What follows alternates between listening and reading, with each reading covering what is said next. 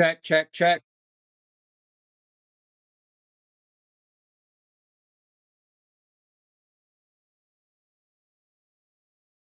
What's up, Melvin?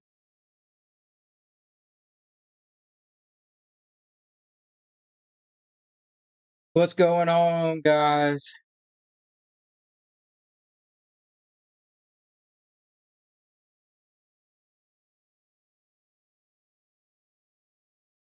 Okay. Looks good. Looks good. We got TikTok joining us today.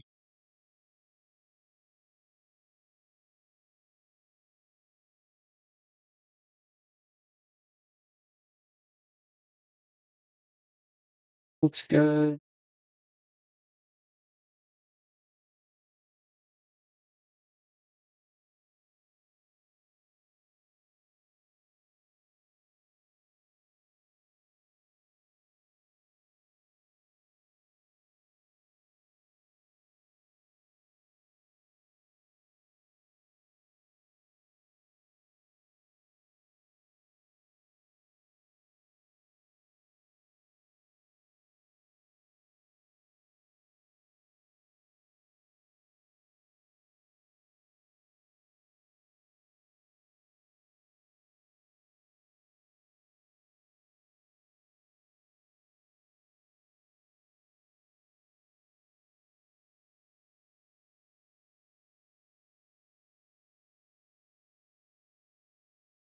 Good morning, everybody.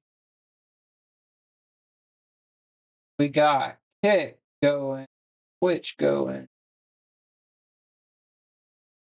YouTube going, TikTok going. All right. So we're about 4 minutes into market open. Let's dive into it. So we're getting a pretty noticeable sell-off here right before we took some pretty key liquidity areas on to buy side, which is pretty telling to me. So if we're looking at the 4-hour chart, which is where I like to always start, we have some clear highs on the 4-hour up here, and then we also have an untapped H4 bearish fair value gap that's overlapping the equilibrium of 4-hour high, consecutive down close candles down into the low that we have not rebalanced yet. So I was thinking coming into the day, we were going to get this sweep overnight, and then we could look for lower out of that gap. Now we've gotten this same on ES. We really didn't take my TikTok viewers cannot see the ES chart. If any of you guys want to jump over to any of the streaming platforms, the red, purple, or green app, we are live on those as well. And you can see the full screen with ES and NQ side by side. But ES also left some clear buy side liquidity targets behind before this move lower.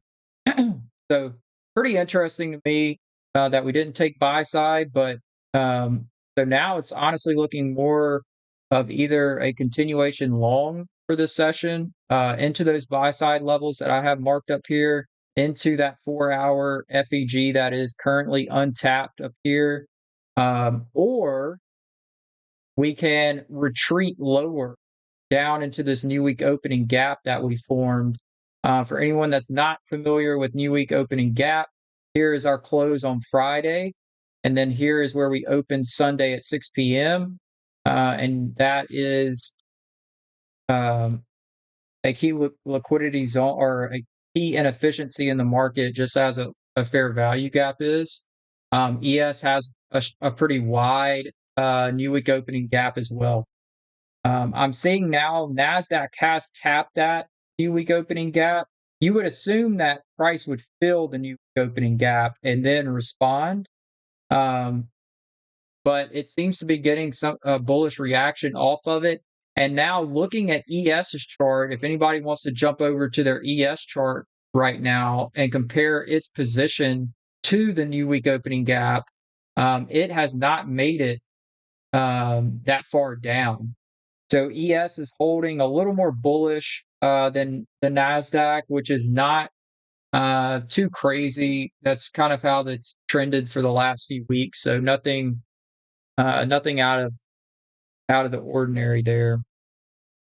So what I would be potentially looking for is, like I said in the beginning, we could look for potentially continuation longs um, up into those buy side levels, buy side liquidity up here into this 4-hour FEG. I may lean more to yes today for long, just because it's clearly the more bullish index. If I do end up getting in a trade on ES, I will switch that over to the chart that you guys on TikTok are seeing rather than NASDAQ. But for now, we'll leave it how it is. Let's see what else we can find here. Both of them seem to be, I mean, both of them are sweeping at least an hourly low. Let me double confirm NASDAQ here. Yep. Oh, yeah, it swept more than one. So you got, a sweep up here, which you could call London low, and then you could call this your Asia low. So let's go ahead and mark those out as that, because I know a lot of people are familiar with that. So that's 9 p.m. I would consider that definitely the Asia low for this session. And then for me, once it gets swept, I turn the line dotted just for me to kind of visually see it. And then up into here, I would consider this low in the market um, my London low.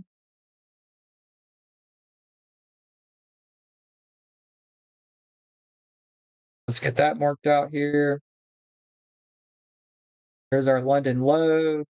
The high up here that we made is 5 a.m., so I'd consider that our London high. Honestly, just another NQ is looking very interesting to the upside. I don't know if we get it today, but we have a lot of high impact news later in the week that it could potentially go and seek these highs out. So everybody on their charts need to be monitoring these levels. This and what our London high from today, and then also remember on your 4-hour, you have an unmitigated H4 bearish fair value gap up there that I have marked with this line. All of those could be potentially very good long targets at some point during this week, not necessarily today. All right, I'm going to go to the ES chart now, and I'm basically just going to do the same thing.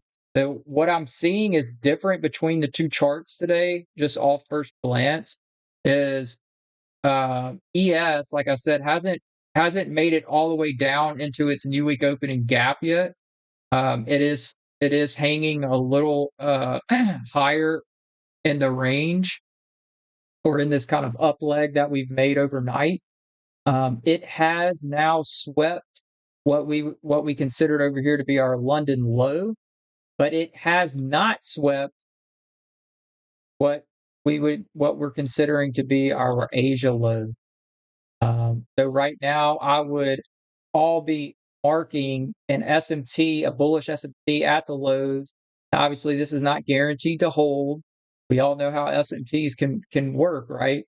If ES comes and sweeps that low, then the SMT is no more, right? But for now, we have to consider that to be a bullish SMT and kind of see what the market is going to want to do. Let me clean chart up just a bit here. All right. So that's what's catching my eye. As for lower guys, if we again going back, let's take a peek at the daily. Um, this was a big difference in the two indexes last week. ES actually inversed this daily fair value gap. Now looking at this, ES did that on Friday. So coming into the week, you see this push higher, right? It looks like we have a pretty solid upper manipulation wick on this daily candle, potentially for it to expand lower. Um, we don't have any more like key swing low um, that I'm seeing relative to NQ's current price. We've swept a lot of sell side liquidity at these high time frame swing lows in the last few weeks. But what I need everyone to draw their attention to, I have it marked here on this line, is a monthly fair value gap. I can take a quick peek at that. Um, get rid of that line. There we go. So we do have this monthly fair value gap, bullish fair value gap, that price, couple of weekly fair value gaps right in this middle of this range as well. That price may be wanting to seek out before trying to return back to the upside. So I do like the liquidity targets to the upside a little more because they're very clear swing highs on the 1 and 4 hour time frame. But um, we do have, again, that monthly fair value gap that's untapped, pretty freaking close to where we are. Definitely, I would consider from where we are right now down in there, about 600 points or so. If NQ going to move, uh, it can definitely run 600 points in one day. So another thing that's kind of giving me that direction, remember, guys, is how these high time frame candles are starting, right? We look at our daily candle, we've already put in a really aggressive wick to the upside, and that is buying into, we've inversed the gap. Now we've pulled back into it to retap the IFEG, and now we're pulling away from it.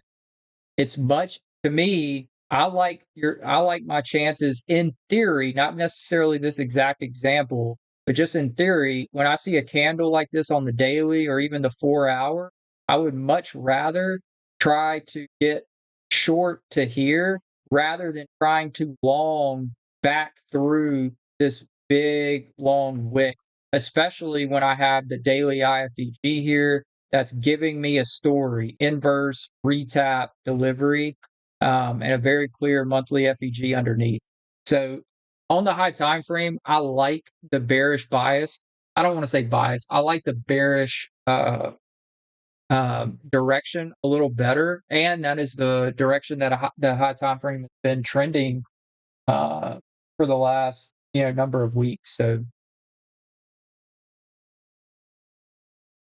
I don't think that anything wrong with uh, you know keeping that going at least down into that they at least down into that monthly fair value gap. Let's see. ES isn't as clean though. So we've sold off through the daily IFEG, or I'm sorry, through the daily bullish fair value gap, turned it to an IFEG, and then Friday, our daily candle manipulated in uh, that IFEG for a quote retap, and then pulled away lower from that. Made some SMTs at the low here on the daily chart with NQ. And then you can see where we've opened today way up here. So we closed down here, opened way up here, and then we put this big wick to the upside in. So the question now becomes, I honestly I don't like ES. I don't think it's telling as clear of a picture as NQ is, and NQ is definitely the more bearish index currently. Um, so if we've got short today, I would definitely be looking for it um, on NQ. Also want to take just a second here, do it on the 30-minute chart to make it easy, but let's mark out our midnight opening range. I consider that to be the high and low from 12 to 12:30 a.m. This is, to my belief at least, a institutional level that institutions like to transact at or slightly above and below. If I'm if I'm having a bearish bias, I would expect very little opportunity. Let's get this drawn right here on the NQ chart as well for TikTok viewers. So 12 to 12:30. Nope, sorry.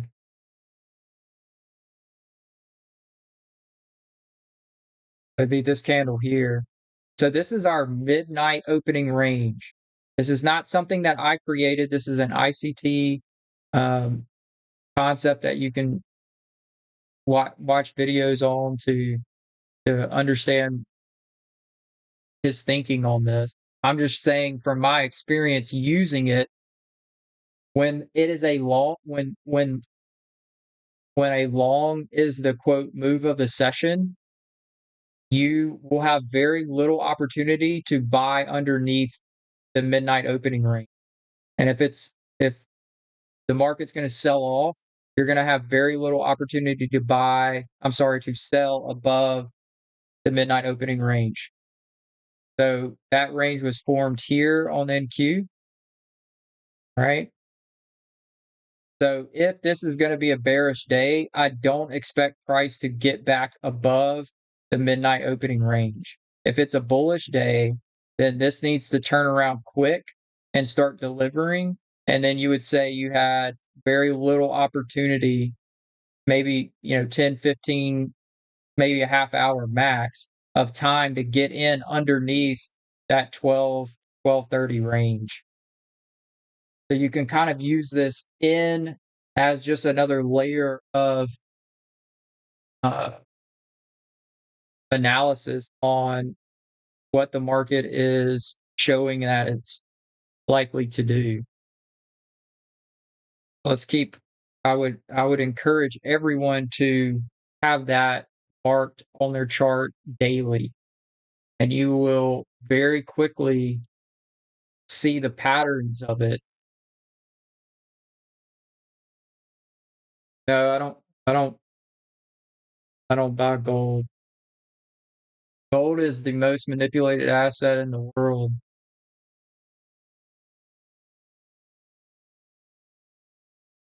I used to trade gold.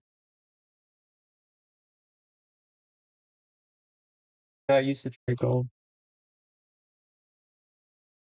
Honestly, like when I really tried to like focus in on my trading and the results to get to profitability about a year and a half ago, I stopped trading so many different assets, and I really just hyper focused on NQ and ES. And now, honestly, outside of like long term stock positions that I'm just buying and holding, NQ and ES is really the only charts that I look at. And I used to hate that because when they weren't really moving, I would feel bored and I would want to go find another asset that was moving. But in the long term, I found better results from like really focusing on one thing and really learning how it likes to move. So, guys, I need everybody. I know the TikTok crew can't see the ES chart. Maybe I can flip it over there for them real quick so they can get a peek. Um, so, this is the ES chart, everyone on TikTok. What I really want you guys to see that's catching my eye right now that I'm looking at is we've created this SMT at Asia low, right? That's great. We both indexes have swept London low, so we have swept liquidity. That's good. We have an SMT that's leading us to trade ES for longs because it's holding more bullishly. Now we just talked about this 12 to 12:30 a.m. Eastern Standard Time, the midnight opening range that I have in this purple box here, right? I just said if it's a long if the move of the session is going to be long, then you will have very little opportunity to buy underneath the 12 to 12:30 opening range, the midnight opening range, as ICT calls it. So if this candle right? We got 8 minutes left on this hourly candle and this 30-minute candle here. If this candle pulls back in aggressively and gets back in the opening range and starts to grind higher, I would expect that this time down to this wick is that minimal time to get in buys underneath the 12 to 12:30 midnight opening range. That's what I would start to look at that as potentially.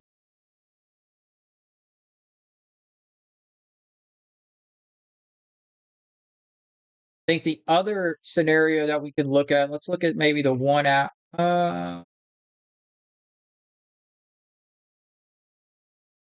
Taking a quick peek here.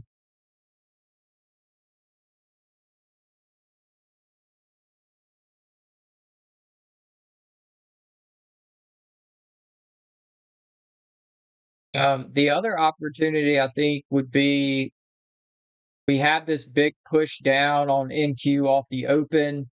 We leave some fair value gap down on this leg as we zoom in. And then at the 10 a.m. candle open, at that hourly and the 4 hour new candle, we get it to open higher into that gap. We do not surpass midnight opening range. So this is kind of like a wall that it doesn't pass. We go into some fair value gap. We maybe tap equilibrium of this range from that high to that low, maybe. And then we look for continuation trades down to this previous day low, which is actually going to be our previous week low. And that would potentially give us a fill, meaning the gap is completely closed off on ES. As NASDAQ is the weaker index, it could probably reach its previous day low, and ES would probably just fill its new week opening gap once NQ swept that just roughly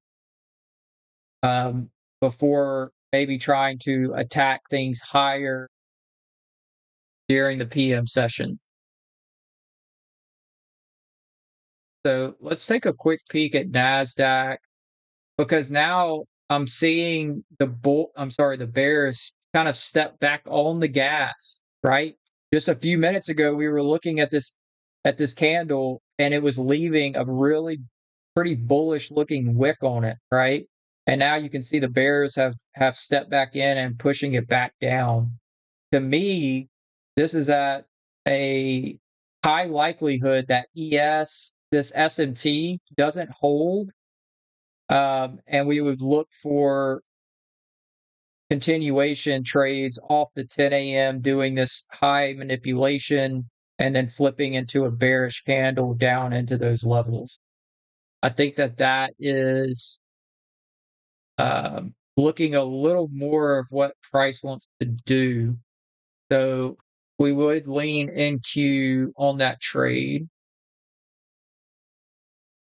But as of this second, the SMT is still holding. So we will see. But it looks like it's looking like it's going to want to invalidate.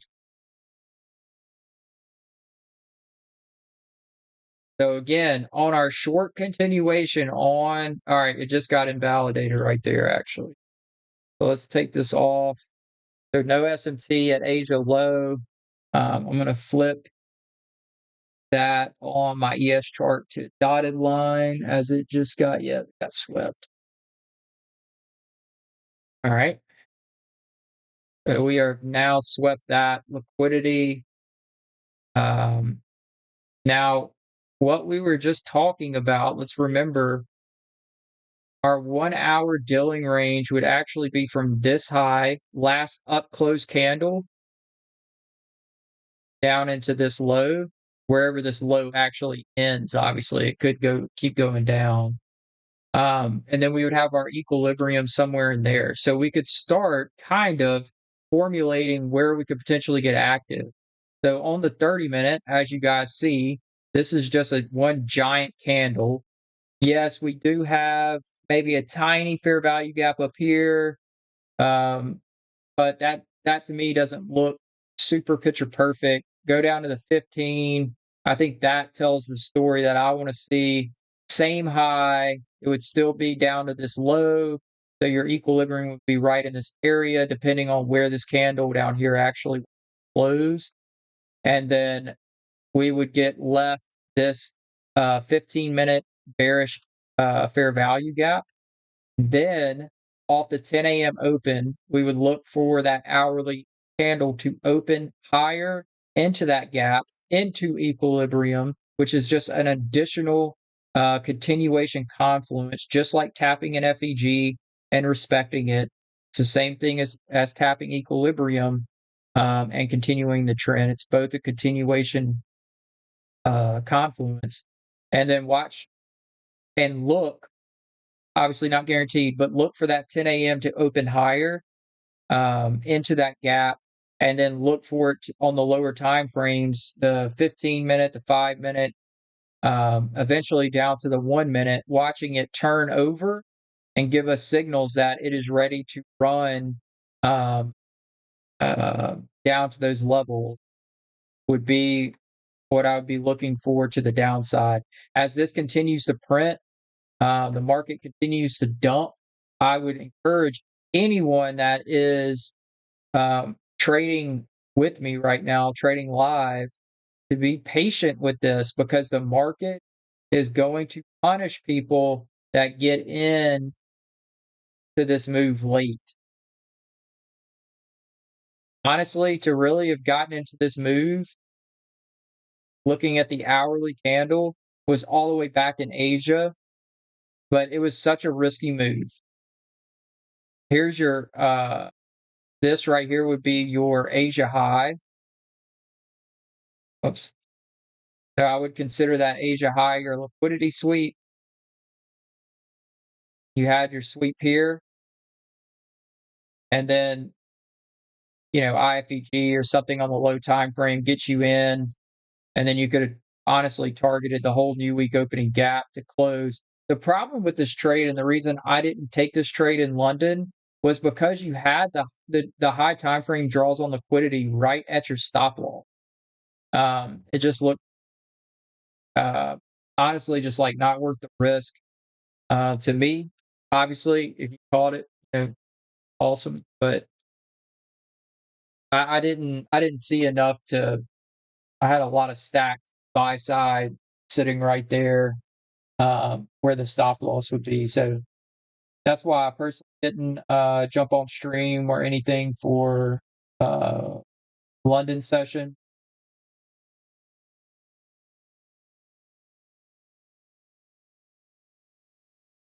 But I think we got a good opportunity here. I think we just got to be a little patient. Look at this. Here we go. Let's see if this opens higher here. That's what we want. We want that 4-hour candle, that 1-hour candle to open higher. We look at liquidity just like filling up gas in your car. The more I see manipulation in the opposite direction of the way that I want to trade, it's the market showing me that it's filling up a full tank of gas. It's filling up it's getting a bunch of orders in the opposite direction so that it can actually move and deliver to where I'm wanting it to go. If I don't score the 4-hour and the 1-hour really manipulate into some POI that I have my eyes on, then it may deliver. There may be just enough selling pressure that pushes it down, of course, but a majority of the time, that's when you're going to get a doji candle or something like that on the 4-hour or the 1-hour, and those are honestly the worst times to be in intraday trading, as most of you probably know. What's up, King? How are you doing, man?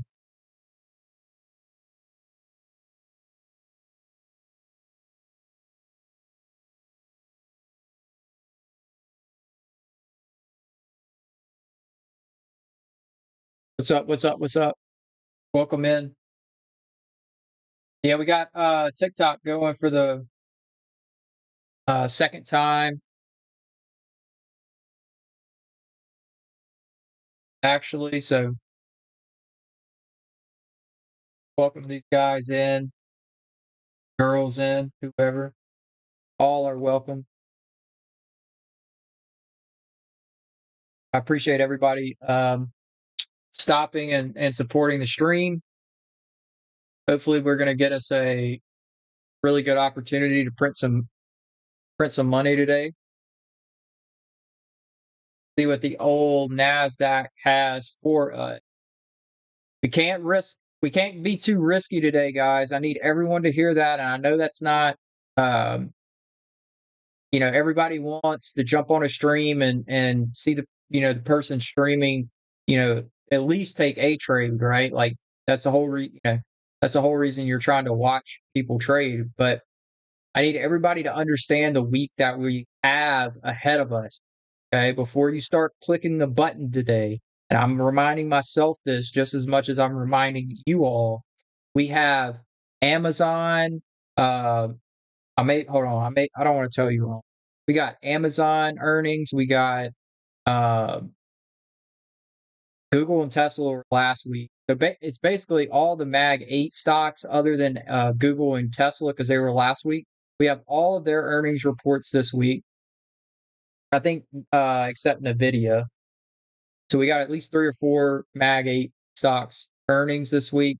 And then we have the FOMC announcement, which on Kalshi right now has a 35% chance of the interest rate changing, which would be very, very volatile. That's on Wednesday. And then we have the GDP announcement on Thursday. And as you all know, Trump can always throw a wrench in there as well. So we have plenty of volatility this week, guys. I know we've all kind of struggled through price action this last month there's been some great days. I've taken some really good trades, but there's been a lot of days that the price action really wasn't that good. Kind of typical for summer, in my opinion. But I just want everybody to remember patience and capital preservation is what is going to separate you from everyone else trying to become a trader. And if you really want to take it seriously as a business, that's the way that you've got to think, um, especially during these types of weeks where early in the week, there may not be a ton of clear trending move because everything is waiting on earnings. Everything is waiting on these financial news releases. So just be patient. Now, sometimes in my opinion, sometimes I think the market kind of beats the announcement and starts to factor in the result kind of ahead of time when they're confident in what the result's going to be. So sometimes you can find uh, really good, trending trading conditions before these types of announcements earlier in the week. Just got to be careful. So this low is really dumping, man. I mean, NQ is just really red. I would actually be interested.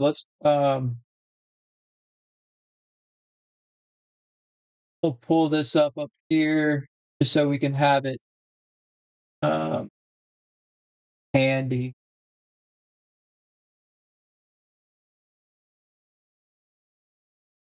So that wow,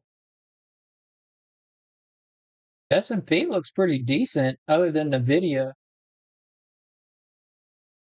Nvidia selling off, AMD selling off, MU selling off, Tesla down, SpaceX is selling off.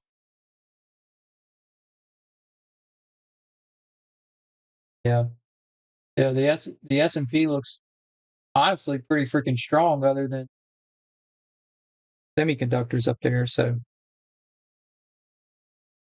we really want this.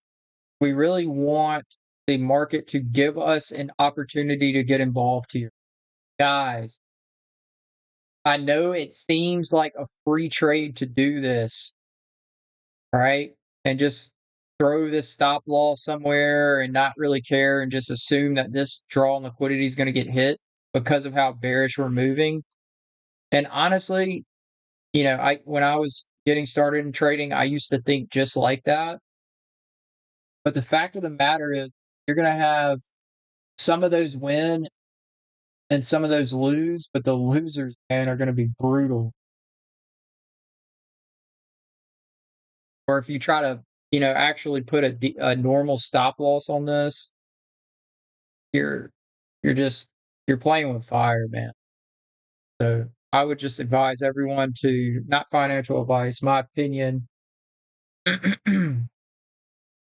be patient. Don't be a robot to this thing dumping like that. Just I don't care, right? I know that as long as I catch, 3 trades, something like that this week, 3 really good trades, I'm gonna make my money. I don't care if it comes on Monday or Wednesday night or whatever. Doesn't matter to me. So you gotta be willing to let this run without you to make sure that you're preserving your capital, um, as well as you should be, as we all should be, me included. So we are actually, let's look at NQ on the 4 hour here. So if you look, one of the things that I had marked was our 4 hour dealing range. So from this swing low, this swing high, um, consecutive green candles there. Here's your equilibrium. You can see clearly on NQ we're way underneath that. But on ES, we are right at it. We've gone under it, but we're bouncing now right at that equilibrium. So there's our EQ on ES. Here, let's pop this over on this side of the screen so my uh, TikTok folks aren't lost of what I'm talking about. So here's your equilibrium on ES. You can see that uh, we're getting at least some sort of action there. So we'll keep a close monitor on that. If this turns now, ES is turning over to the downside. It may run to this low. Now, I don't I don't know. Your question may become um, your question may become, if you have this swing low in the market, right, which we all know is a good liquidity target, previous day low, previous week low too. If we get this sweep and we start to reverse, is it a good long up into those highs that we talked about at the beginning of stream, and even this London high right here that we made a few hours ago?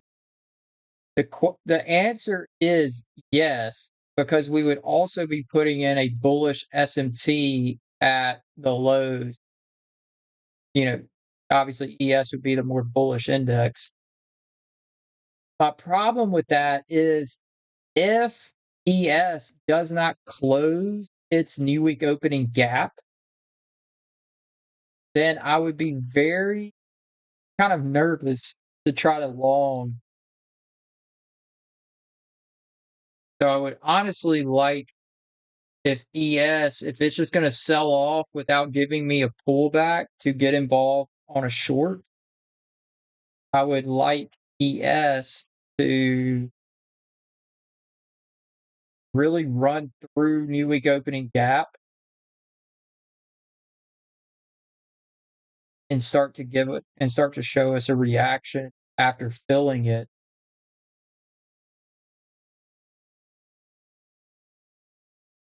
Another thing that we talked about at the very beginning, but just to kind of go back, we have monthly FEG down here untapped on NQ.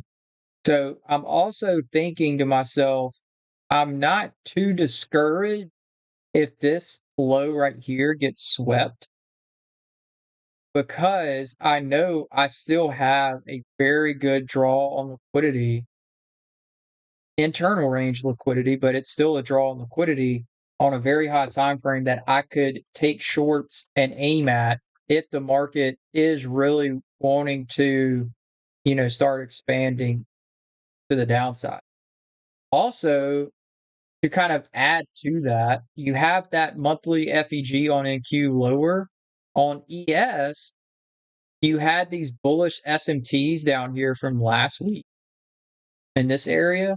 So you actually have a stack of relative equal lows on the high time frame um, for ES that you could see. It's only here, right? So just because it takes that first low, I don't think shorts are off the table for the session, I guess is what I'm trying to say.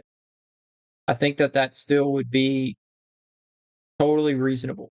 Now, I would like it a lot better if this draw on liquidity stayed open and we got a pullback for lower, but just based off this candle, we probably won't. What we might see instead, what we might see instead is Nasdaq take this low off this off this candle. That's let's say the 1 hour. Say it takes this low. Obviously, ES is not taking that low at this moment. So you would get a bullish SMT. That bullish SMT could then, for the short term, give us a bullish reaction that we could then look to use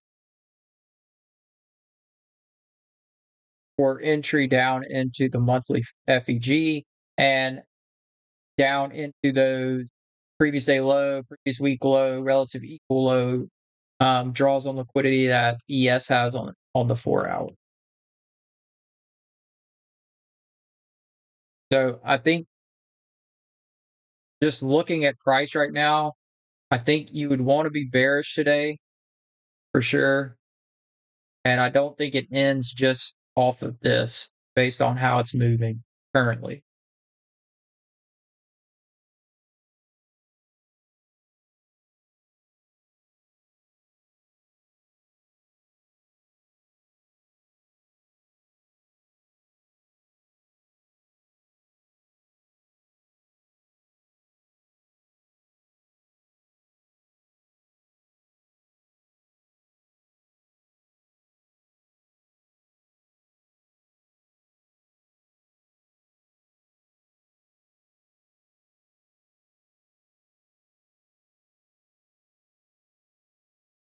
All right.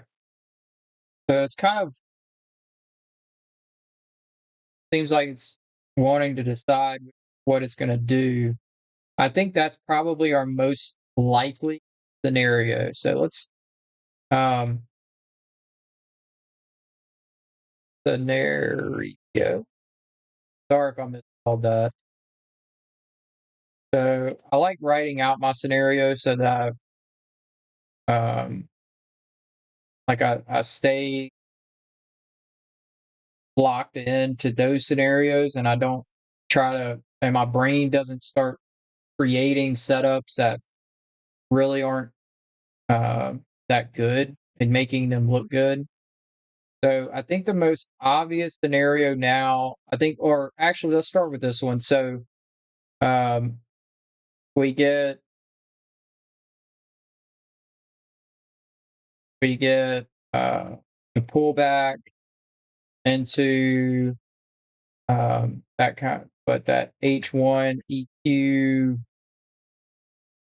equilibrium and like a M15 FEG, and then we look for shorts to uh, previous day low, previous weekly low, and potentially even that monthly FEG.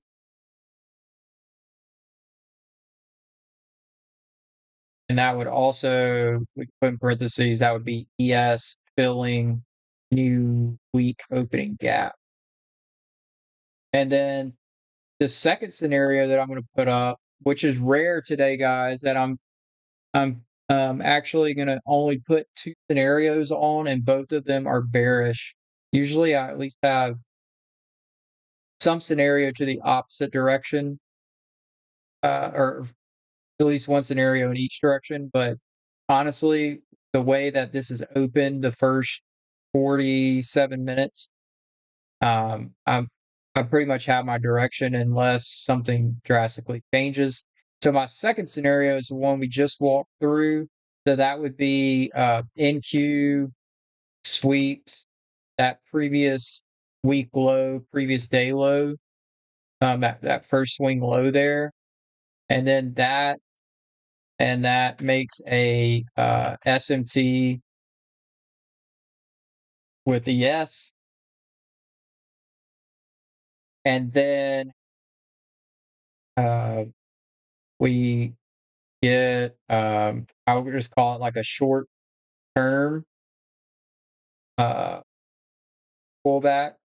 You're going to get some sort of bullish response from that SMT forming, because when we see that if this, I need everyone to understand this about SMT. If this sweeps right now and we get this bullish SMT, that has locked in on the 1 minute, the 5 minute, the 15 minute, right? It may not hold on the hourly or the 4 hour, but at some time frame on the lower time frames, that SMT uh, is already printed. The candle's closed, and so obviously ES is as well. That is going to cause some sort of bullish push. Now it may be on the 1 minute, right? It may be, it may not be to where we really see it on the 1 hour or 30-minute chart, but you're going to get some sort of bullish response there. So our scenario number 2 would be what I would consider to be just kind of a short-term pullback, meaning you get that bullish SMT at this low, and then that pumps you higher, and then you do that same thing where you look for um, 15-minute or 30-minute FEG tap. You also have your equilibrium right there, and then you look to get short after low time frame confirmation in that area, down into those same targets. And then you could actually TP1 at that SMT low, right? So that would be,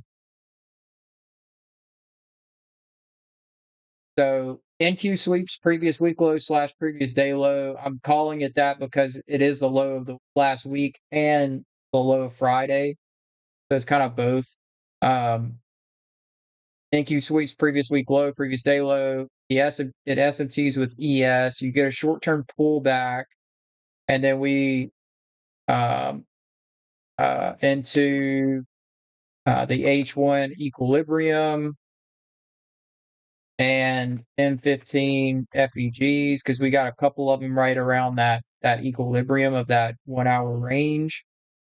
And then we would get shorts to that previous day low, previous week low, monthly FEG. And then for this, we could say ES filling new week opening gap as well. So today, both of my scenarios are actually would be printing in the same direction, which is a little odd, but honestly, I got the high time frame is showing us all bearish price action the last few weeks. We all know that. Our daily candle opened higher and now has sold off pretty significantly. We have new week opening gap that obviously NQ is now closed, but ES is still working on closing. We have our midnight opening range up here, this purple box here, from 12 to 12:30, the institutional transaction level. When I see if the bias of the day or the move of the day is going to be bearish, if it's going to be a bearish trending market, you should see very little time to get short above the midnight opening range, 12 to 12:30. If it is a long day, you would expect very little time to get involved or to buy underneath the 12 to 12:30 midnight opening range. So I'm counting at least 5. There's a sweep. Thank you, just swept, guys. I'm counting at least 5 confluences that I have stacked on top of each other of why I'm looking at a bearish bias only.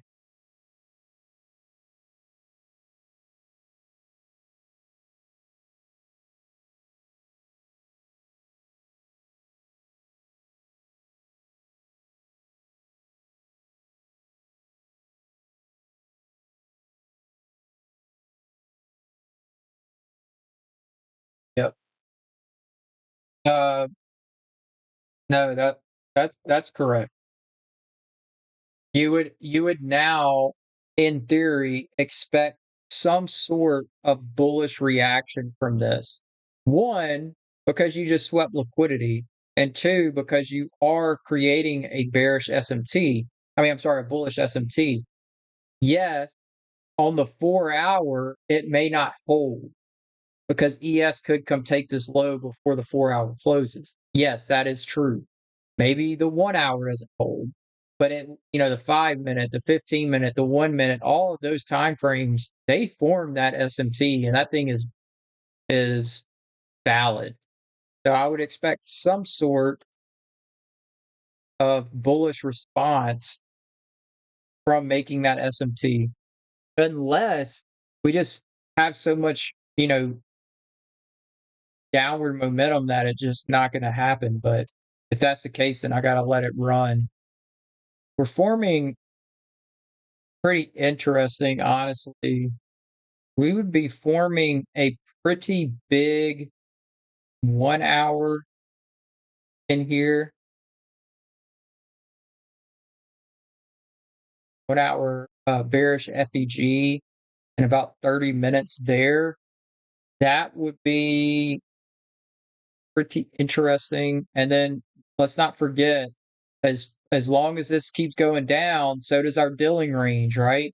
So I like this because our 15-minute Dilling range, the last swing high, consecutive downflows candles, swing low. Obviously, the swing low is still moving, but it's the same for the 30-minute, the 15-minute, the 30-minute, and the 1 hour.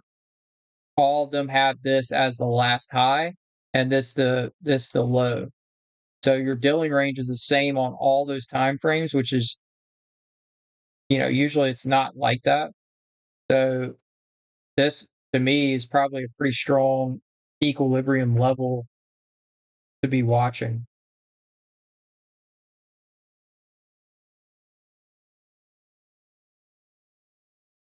So we got about 3.5 minutes, and we would be opening a new 30-minute candle and a new 15-minute. ES is really, let's pull this over for anybody on TikTok. So ES is really digging through that new week opening gaps now, really finding some uh, downward momentum as well. Looks like the semiconductor industry is really the only thing that's really pushing the S&P down.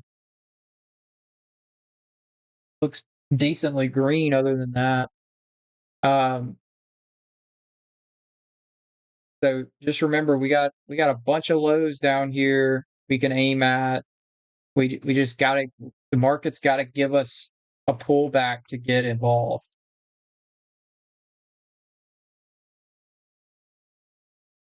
NQ is really just rinsing right now.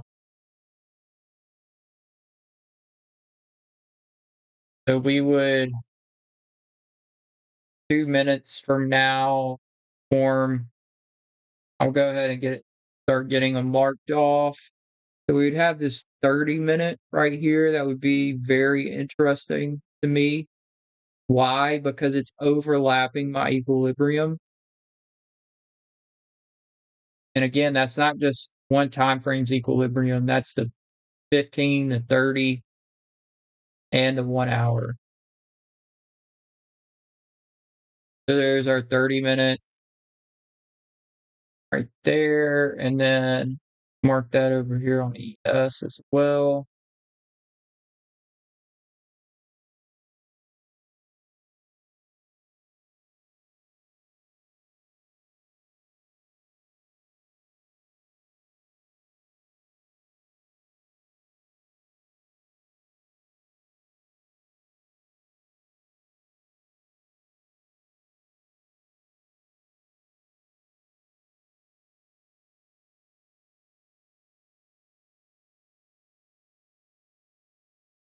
Welcome in, welcome in.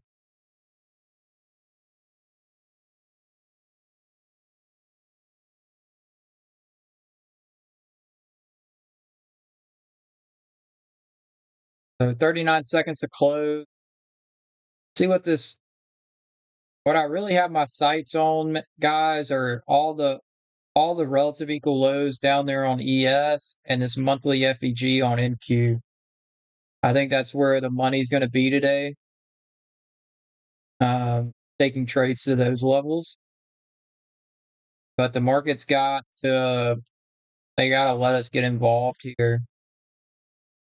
I mean, the only other thing we could do, because like I said, the 15, that's still that same Dilling range. We're still waiting for it to come all the way up here. Only more aggressive thing that I would maybe be willing to do is look at the 5-minute range, which I'm not as big of a fan of. Um, that would pull you from that high down to the low. So that would put your 5-minute equilibrium. Well, this keeps moving, then it would change, but roughly in there. And then you would have little 5-minute FEG. We can mark that and see what it looks like there.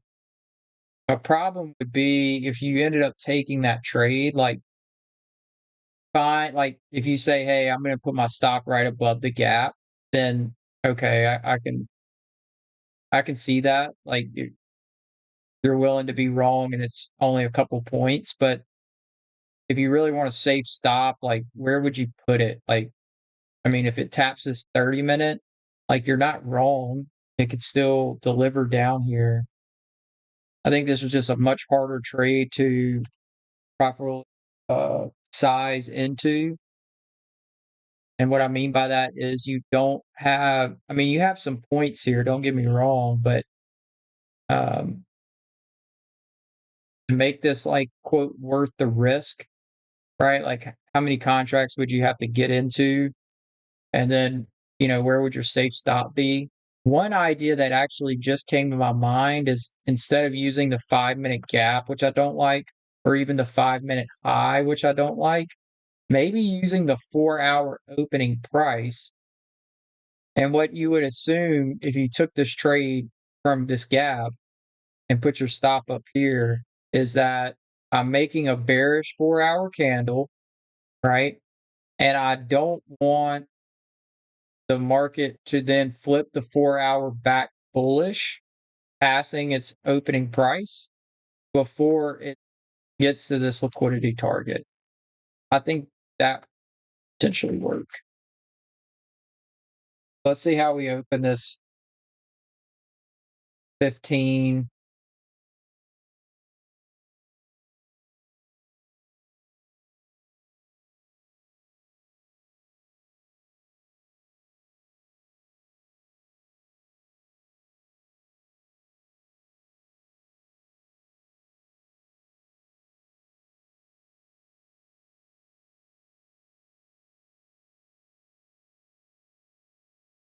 Welcome, welcome.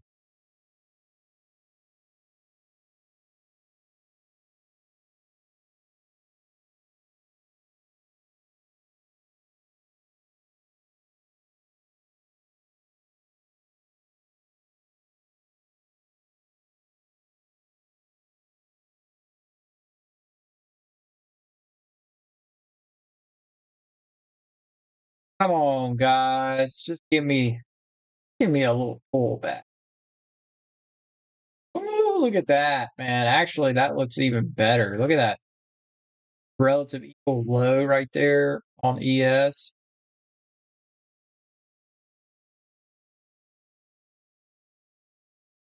Double relative equal low, previous week low, previous day low. Hmm.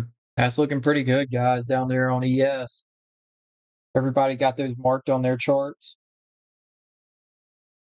I think that's where everybody's eye should be aiming today.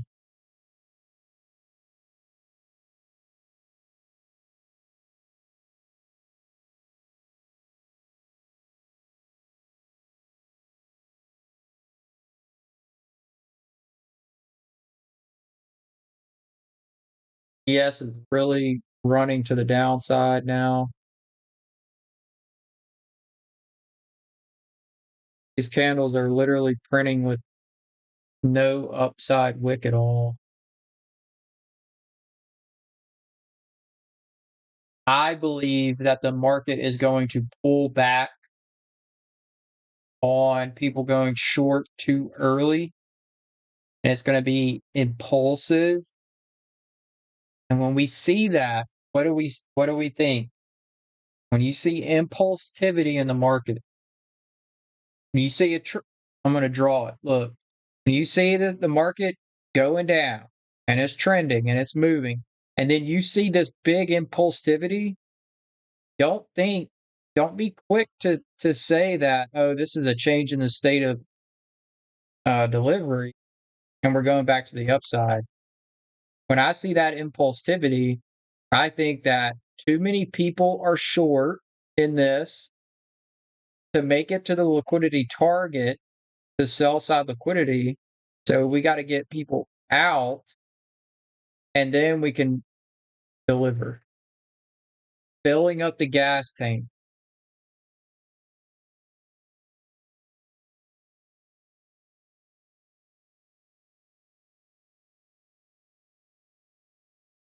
Or did Trump tweet or something?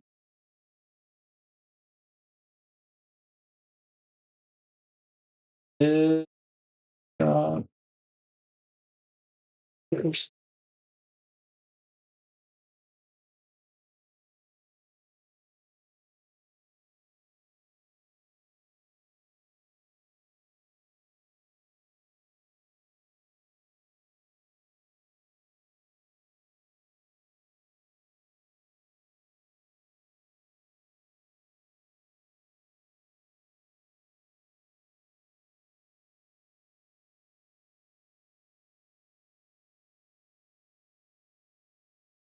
see if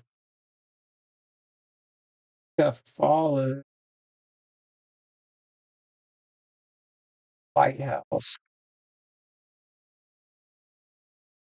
See if Trump did something, because man, this thing is very freaking aggressive.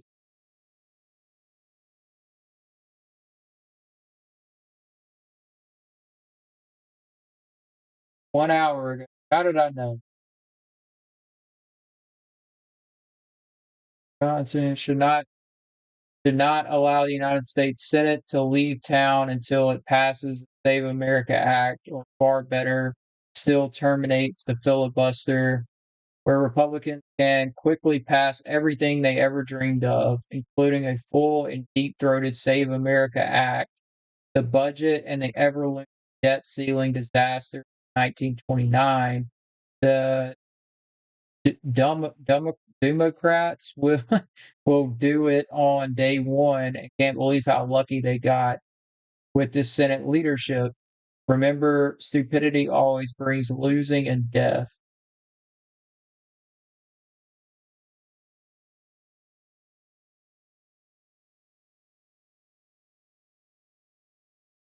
President Trump is promising to make companies pay for data center energy costs with his ratepayer protection pledge.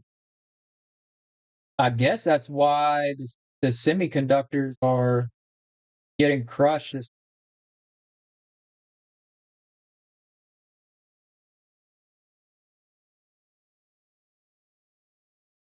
Yeah, I knew Trump had to do something to get. I mean, usually when the market's just dumping like this with the no end, our president is talking about something.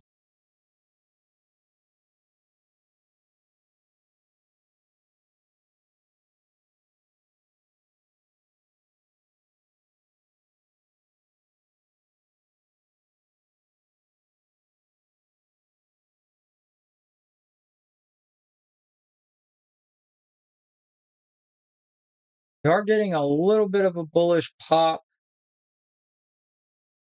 Nothing to brag about right now.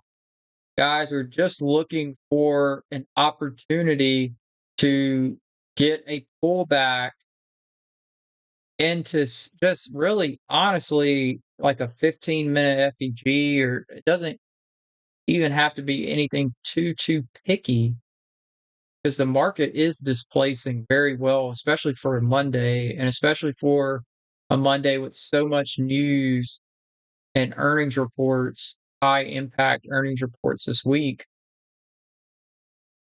Um, but we still have this monthly FEG that's open on NASDAQ, which I believe is a very good liquidity target for a trade. And then on ES, we did just sweep these two lows here, which is the previous day low and a relative equal low on the hourly. But we still have previous week low and a relative equal low to that on ES. So I don't think the move is over.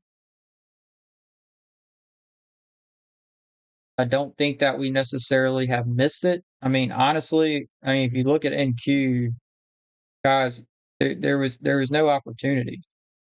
Even on a 5-minute chart, I mean, maybe you catch one of these 5-minute FEGs, but I don't know.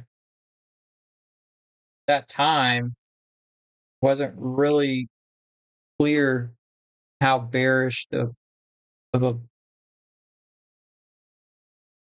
trend we were going to be in today.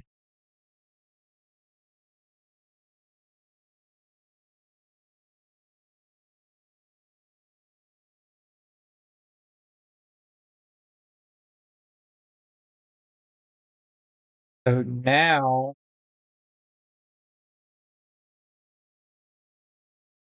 this SMT is gone. Good Lord, this thing is just dumping, guys.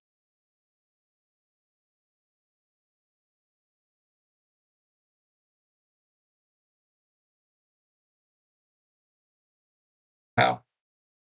If you guys just pick up one thing, and this sucks because obviously like the market's displacing, like these are the days that as intraday traders we want to be involved. Um, it's not choppy, moving in one direction. Like these are good trading days for us usually, but we haven't really even gotten a halfway decent entry on the move, in my opinion, unfortunately. But you pick up one thing from this stream today is be willing to let price run without you and be okay with it. There's always going to be another trade. There's always going to be another session.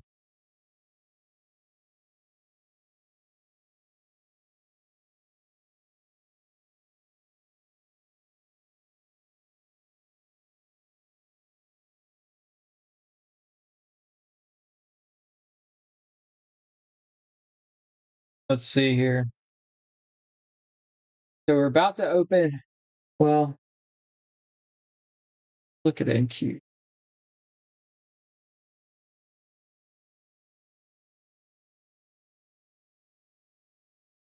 We are gonna open this hourly FEG up here, but honestly, guys, I don't think that we're gonna get there. The reason is this is the 4-hour open here, and to get to this gap, you basically gotta flip the candle back bullish temporarily and then dump it again. I don't see that happening. So I'm less worried about this. Problem is all the 1 hour, the 30-minute, and the 15-minute all have the same billing range because they all share this high. And honestly, even the 5-minute, I mean, you have some technically up close candles, but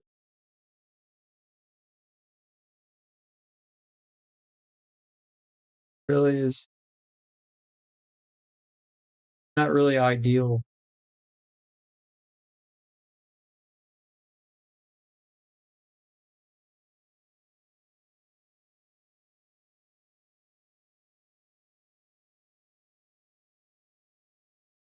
Can't chase price. Not going to do anything for you. Get away with it once, maybe twice. Sooner or later, humble.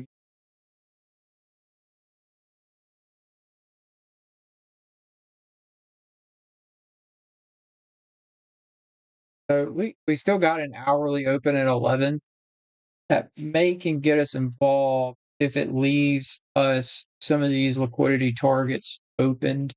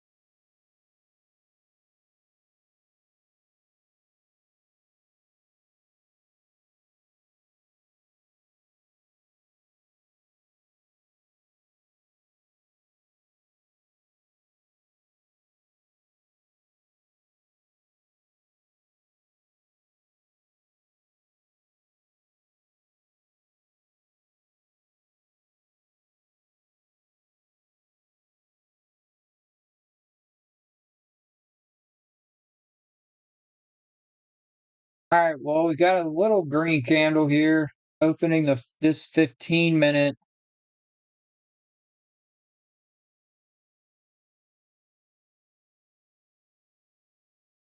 There's so many 15-minute fair value gaps all on top of each other. Hard to pick one.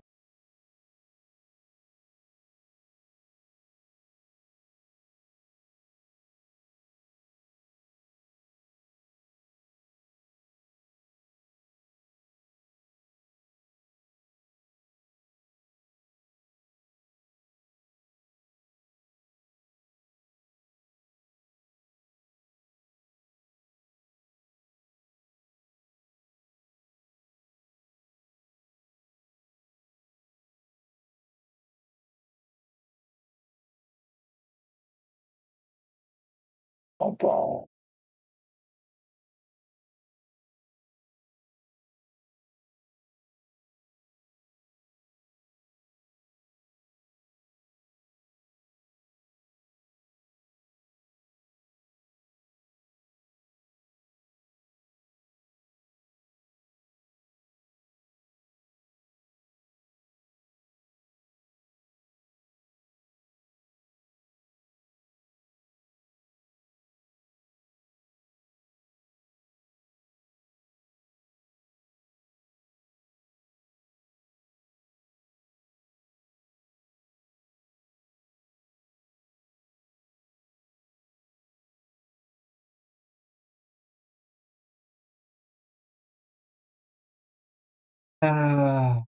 we're getting a little bit of a push here.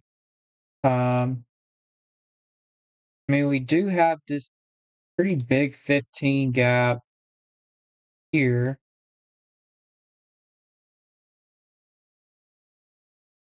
But honestly, what I would like to see at this point is this to start the bullish push and go into that 11 a.m. open, still trending higher, and give that hourly candle a high open, low closing bearish candle. And we can get involved on that manipulation wick.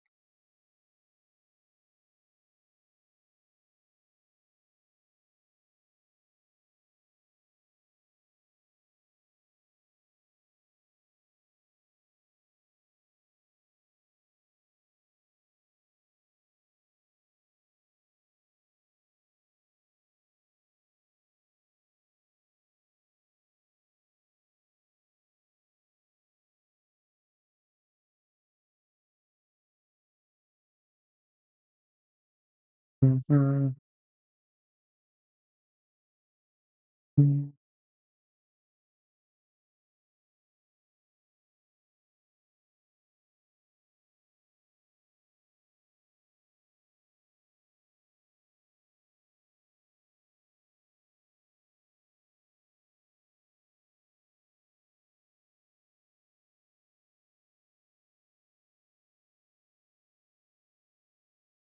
Yeah, guys, this is what we wanted a while ago, but get it when you get it, right? So we are getting us a bullish push. I would like to see this continue through the 11 a.m. Um, open potentially,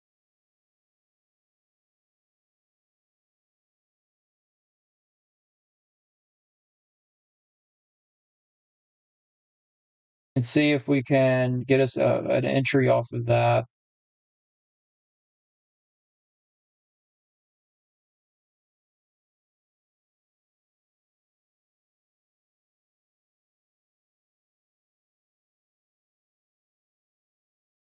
Uh, uh, yeah. So what does the high time frame candle have to do with anything? Okay, so this is my thinking. So I used to, before I turned profitable in trading, I would, let's say that we wanted to take a short off this 15-minute down into the draw and liquidity, right? Stop loss above the 15. Let's just say, just as an example, if I wanted to take this trade and I did not associate time and the high time frame candles at all, and I saw it get tapped, I would have maybe half of my trades deliver, bam, winner, feel like a king. Then I would have some of them run my stop and then deliver, feel dumb and enter too early. And then sometimes I would even have to take multiple stabs at basically the same trade at slightly different levels, but all really the same exact trade because I would get stopped, and then I'd get confirmation again, and then I'd get stopped, and then it would actually deliver for me. What I've pinpointed, and I've actually helped many people with this, that regardless if they trade ICT or support and resistance or really any other strategy, I want to see at least a 1 hour. I prefer the 4 hour, but at least a 1 hour candle. If this is the opening price, I want to see the candle open in the opposite direction as I want to trade, and I want to see it. The more impulsive, the better. I want it to impulsively tap into a level that makes sense to me, meaning it's a point of interest not a 1 minute FEG, something that I consider significant. And I want to see again it be impulsive. If that can sweep liquidity on that move, even better, or an SMT or any of those things just add to it, right? But what this is showing me is the market is filling up its tank. It is driving people out of that position that I'm trying to get into, right? It's moving opposite of the way that I want to trade. And that to me is showing me the market is fueling itself up to then deliver. Okay. When I see that happening, I get a much higher success rate with timing the market's move. If you don't associate your my trade concept, draw on liquidity, the direction, none of that comes from the high time frame candle. The high time frame candle is just the last layer that you can really look. If you start looking at the market through that lens, you can do it with any strategy, and it will help you, in my opinion, and other people that I've got to try it in their trading. It helps you stay on the right side of the market for that. I'm sorry. It doesn't help you get on the right side of the market. Your strategy has to do that, but it will help you time the move of the market to help you not get in too early and take unnecessary stops to then finally catch the leg of the move that you were right about the whole time. Because we all know, just because we believe that this draw on liquidity is going to get hit doesn't mean that we timed the move right. Because we've all had that happen to us where we get stopped out and then it still delivers right where we were thinking it was going. Right. To me, that it helps me not get in too early. So, for example, why did I not enter earlier? Look at this 4 hour open here, right? Look at this little wick, very, very small, little to no manipulation on the 4 hour candle. That to me, if this would have pulled back maybe into this 15 minute here and the 4 hour would have opened, came back into that 15 and started to turn over on the lower time frames, that would have been a trade for me. And I would expect a bearish 4 hour candle to be forming. Obviously, we didn't get that, but that is the thinking. So now we're 4 minutes away from the top of the hour from the 11 a.m. candle. We do have bullish, um, a nice bullish push on this 15-minute candle.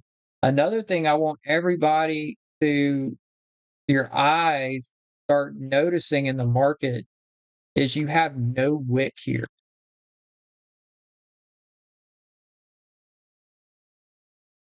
Okay. It is extremely rare.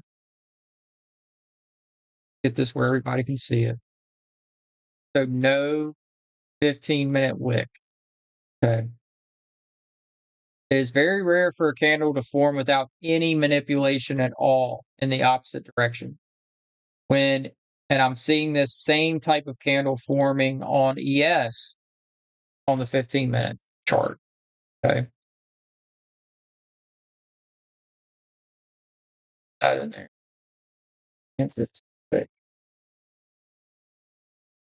There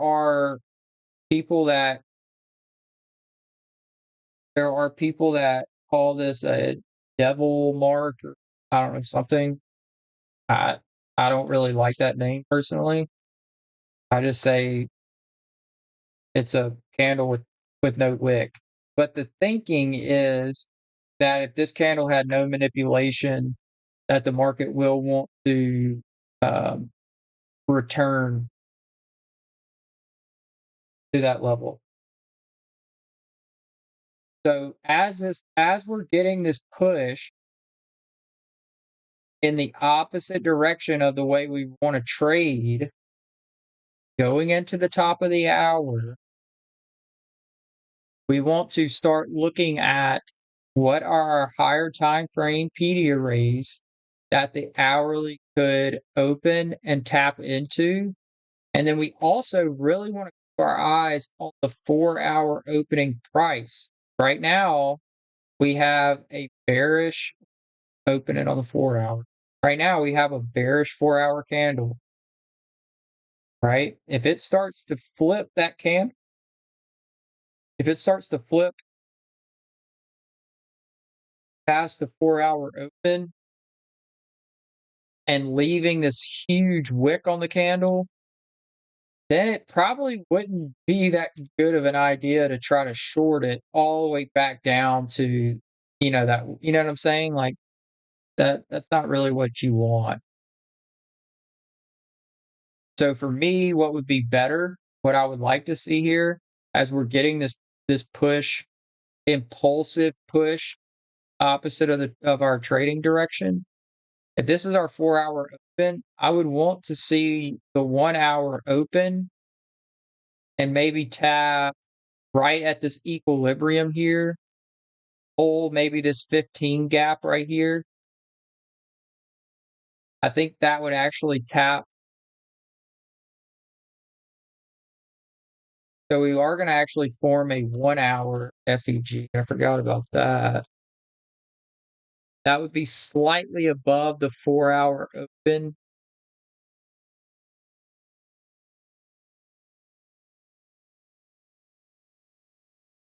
Go ahead and get that marked. So there's that 1-hour. That's overlapping that 30-minute as well. Here comes our 1-hour candle, 11 a.m. open. I would like to see it to impulsively open and wick at the 4-hour opening price, maybe wick and tap this gap, or at least tap equilibrium, and then start to show rejection. Let's see what we get here.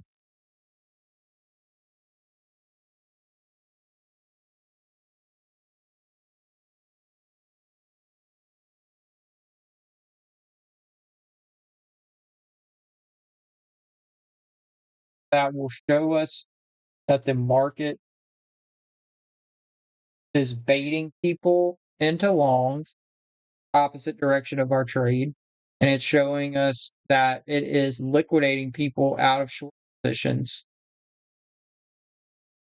Both of those, to me, from my understanding and how I view the market, are both uh, the market simply fueling itself up to continue its move. So now, you could honestly on ES call this low here that we just made basically another relative equal low. So you got some serious lows stacked up on ES. So make sure we're all looking at the same thing here. 4-hour open here, equilibrium of your high time frame range here. Got marker 1-hour gap on ES.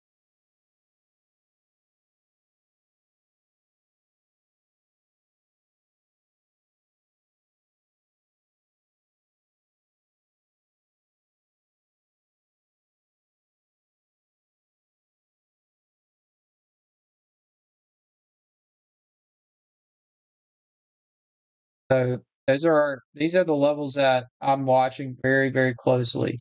How do they react off the 4-hour opening price?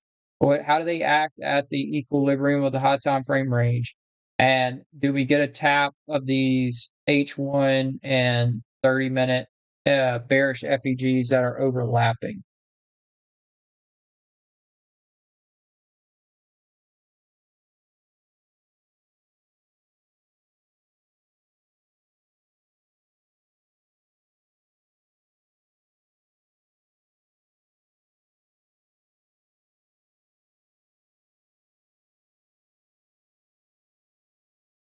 See what we get here.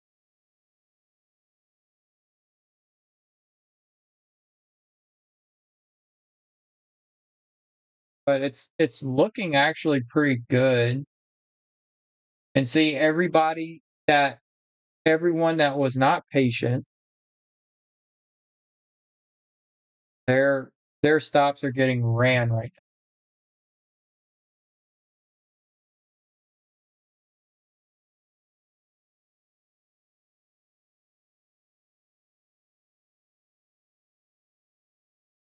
Be right back.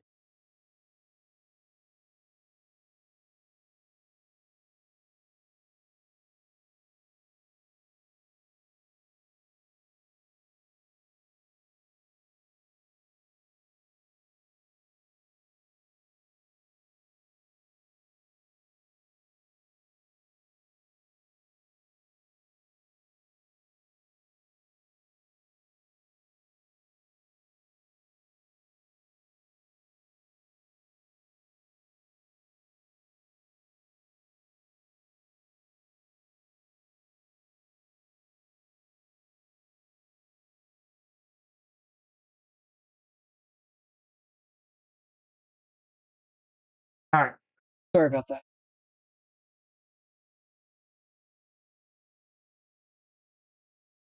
So the question kind of, I see the point of asking is we're in this 15-minute right now on both. Would you short from here? You would you take this trade, Sachs? I'm not saying that this won't work, but because of where your stop is placed, you got equilibrium right above you. You got an unfilled 1 hour. I think that's a 50-50 trade. If you get like a 5-minute IFEG or something from here showing lower, I think that's 50-50. I'm not going to be taking that trade. I want to see exactly what it's doing right now. I want that thing to open higher.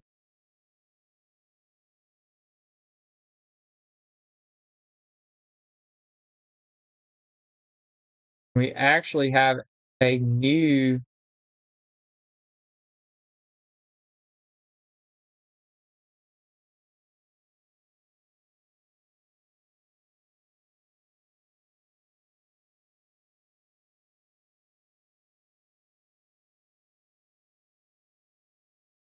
new 30-minute right here. Get that on ES. That is actually the gap that, so ES is actually tapping that now. So is this. Uh,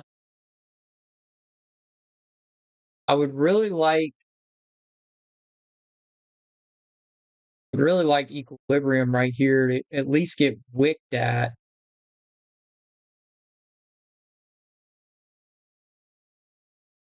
but this isn't bad.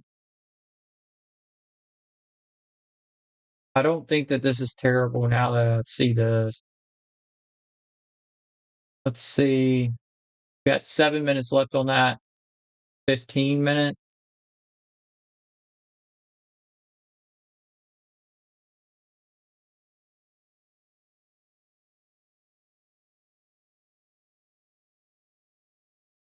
See. Got a couple of 5 minutes in here that maybe you could try to IFEG off of, but I really want I really want to see this the at least yes, because it's more bullish. I would like to see it get a little closer to its equilibrium and maybe go right up to that 4 hour open here and kind of wick at it, but start to reject. I think that would be a pretty nice continuation opportunity.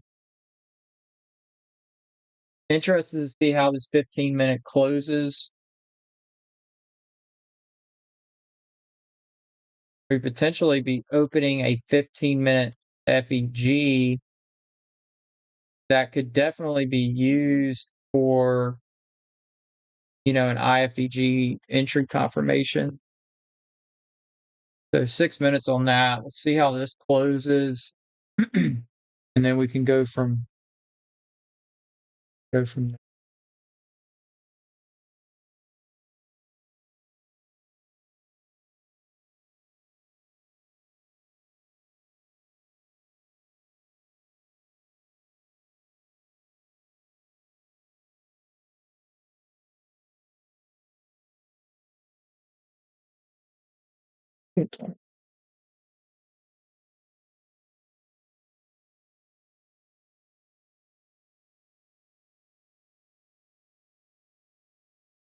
Appreciate the follow.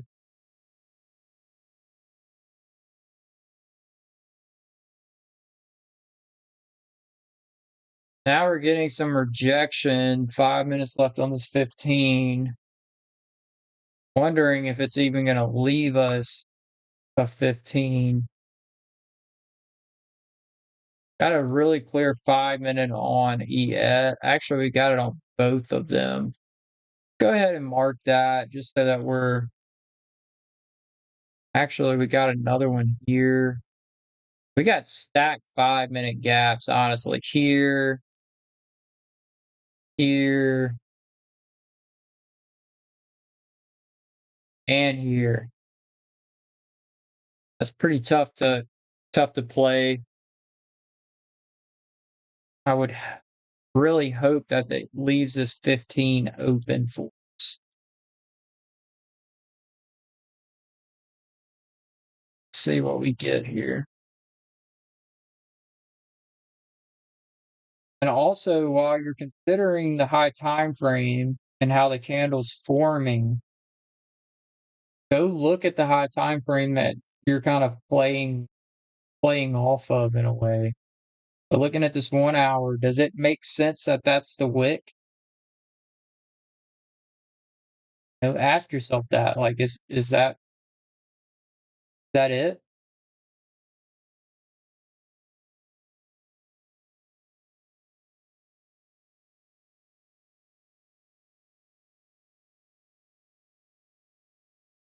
I would have liked to.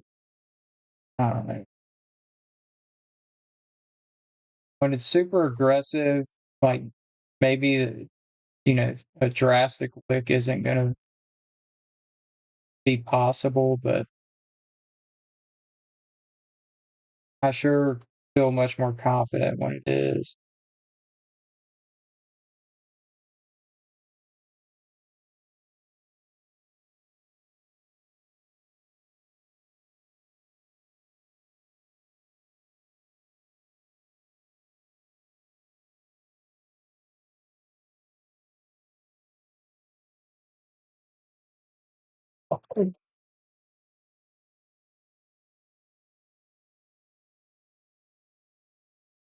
All right, 3 minutes left on the 15.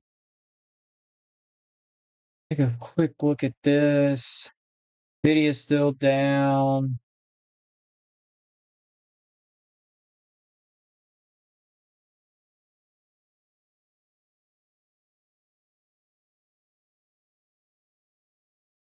Yeah, it really just looks like the semiconductors are getting hit.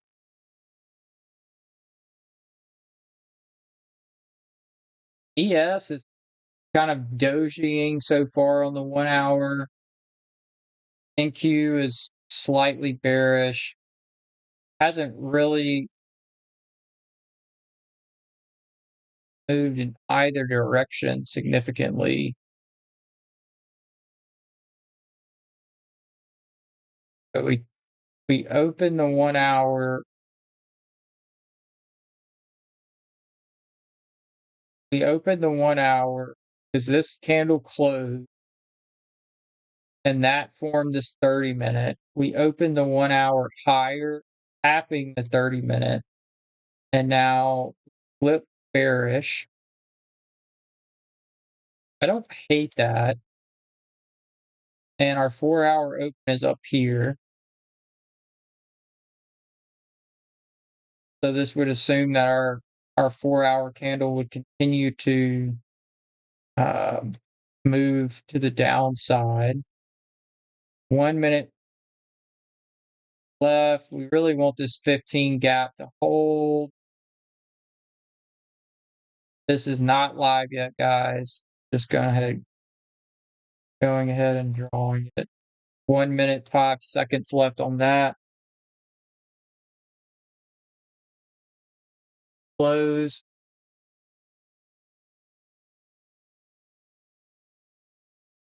But we'll definitely get that fair value gap on ES.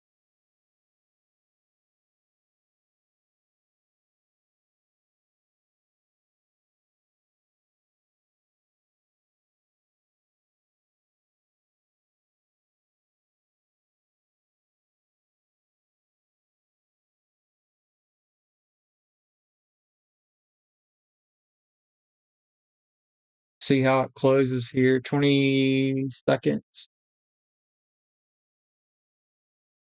We want price to hold just a little longer. Give us that 15-minute FEG that we can use as an IFEG entry. Welcome in, welcome in. Thanks for joining. We're gonna try to rinse NASDAQ real quick. In just a second. All right, so we did get the bullish 15-minute. Make sure it's accurately. All right, so we did get the bullish 15-minute. And then if we went down to like the 5, we could even look at our Dilling range from the high to the low.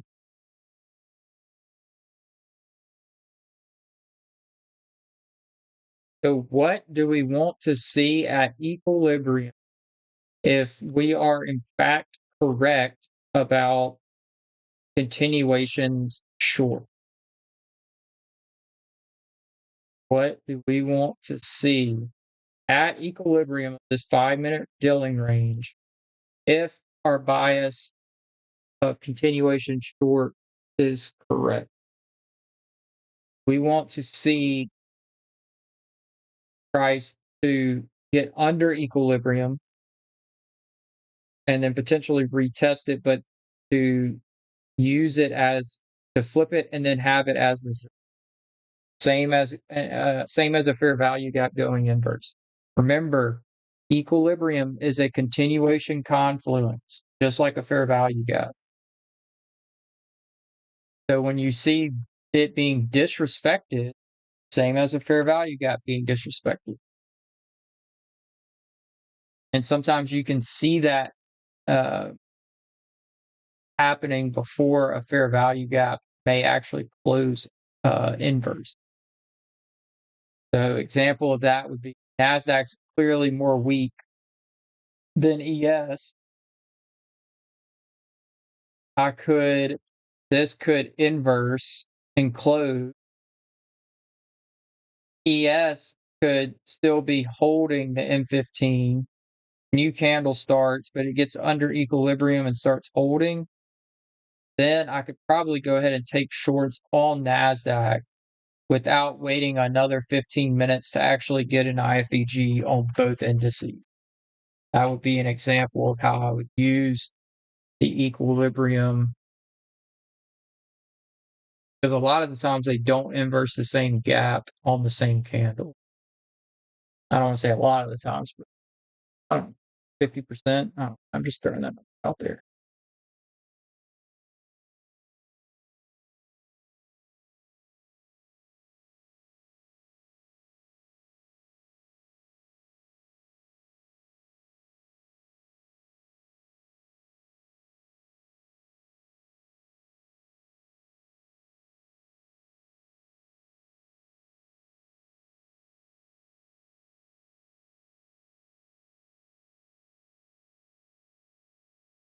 1 minute 35 left on 5 minute.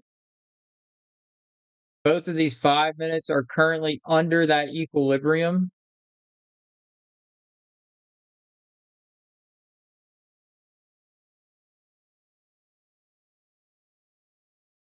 And they would potentially be the IFVG candle, potentially two 5 minute bullish fair value gaps on each index, potentially. See, right now they're buying up. You see that? That to me looks like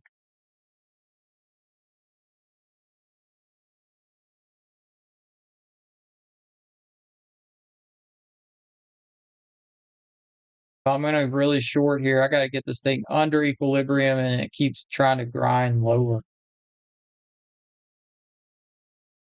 I want to see it wicking and pushing higher. Because remember, we made that 1 hour FEG above us, that bearish fair value gap. We have another 30-minute bearish fair value gap up there. Plenty of buy side liquidity up there, and we have already swept some high time frame lows. So just remember that we're at a very critical juncture in this price line right now. Looking at the ES chart, that to me doesn't really give me the bearish continuation look that I would want, but that doesn't. This 15 minutes going to tell the story. So all eyes on this 15 minute. I would need to enter a trade at this 15 minute. Are you taking trade if it fills equilibrium? Um, yeah, good question. So, all right, you're on TikTok, so you're seeing the Nasdaq chart. So if we pull up the 1 hour, or honestly, I think the 15 minute looks the best. So we have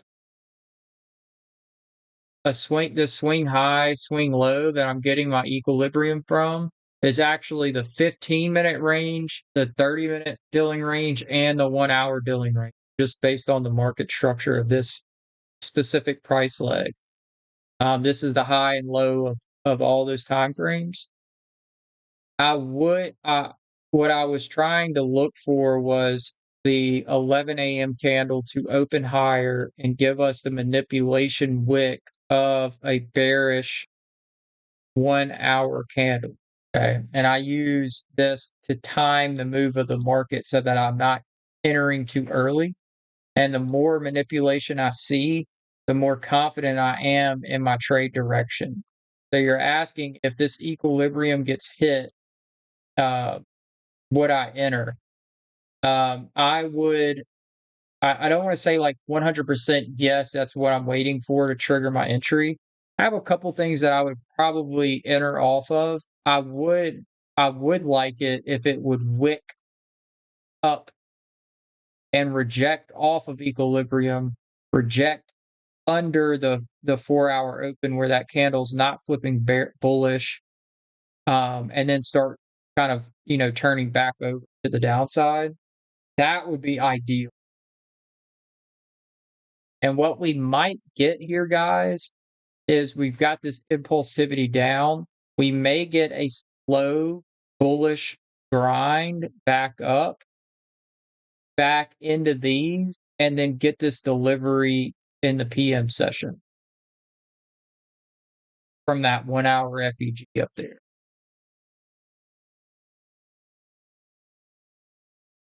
Because both ES and NQ now, their 15-minute candles are looking more bullish than bearish to me.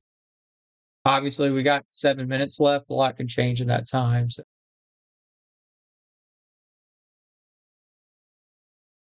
Brian, are you trading ES or and NQ or just NQ? Or what are you usually trading both or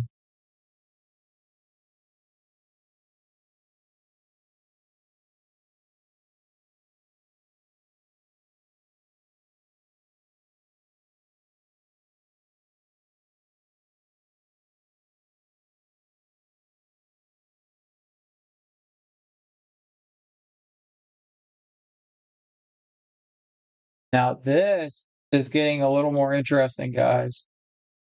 That 15 minutes really now kind of uh pushing bearish here.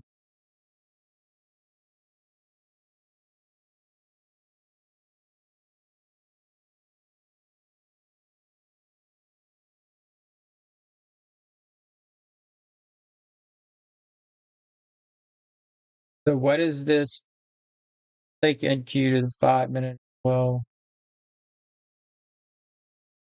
what am I seeing here?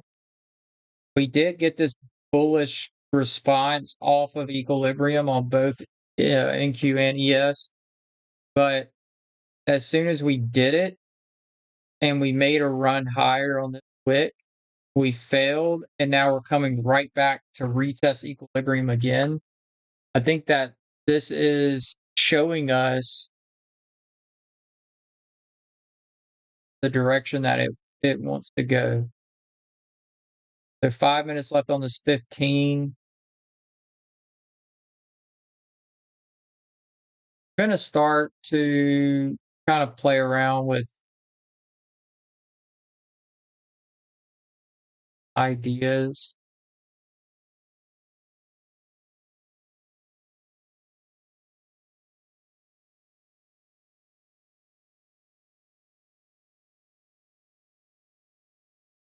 Assuming that 15 flips.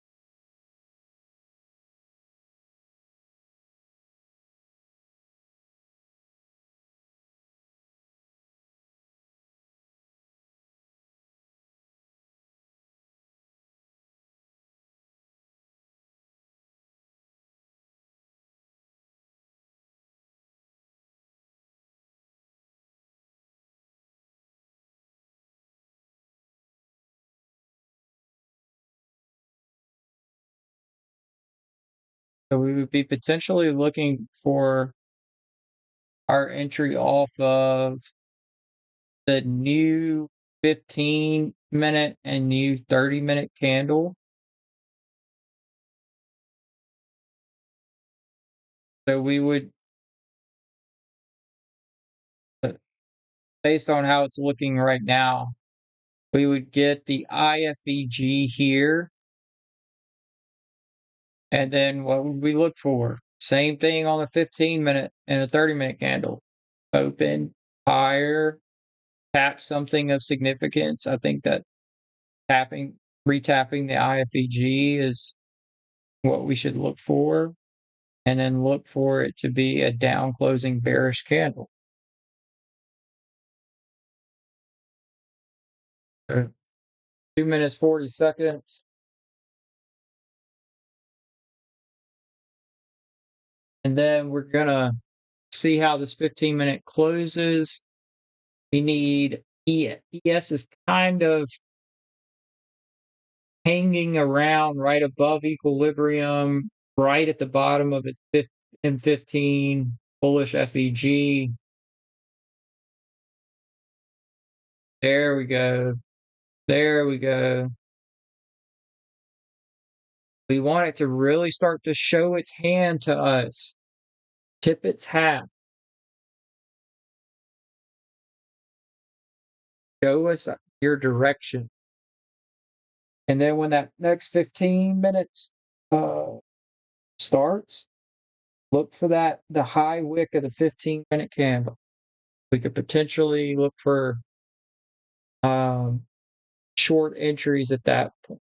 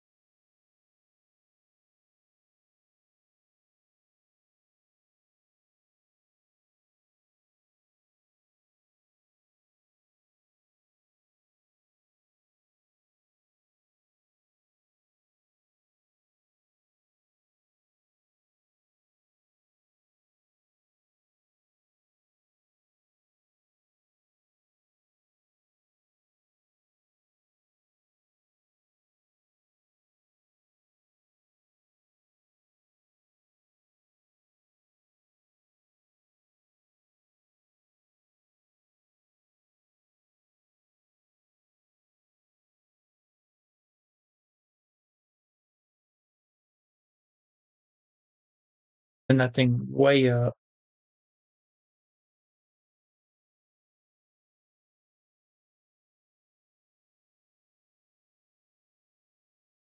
All right, guys, it's time to lock in here. Looking at 4 micro contracts there.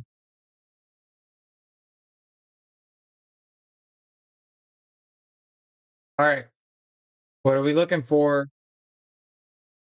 E15 to start, open higher, manipulate into the M15 IFEG, and then let's look for 1 to 5 minute IFEG breaker structures to get involved short.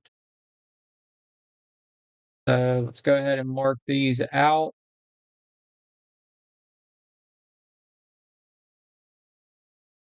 15 IFEG.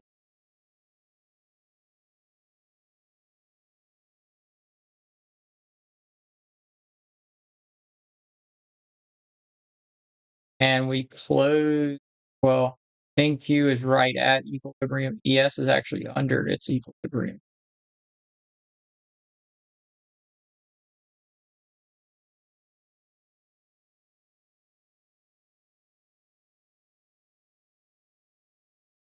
Really want to see this open higher.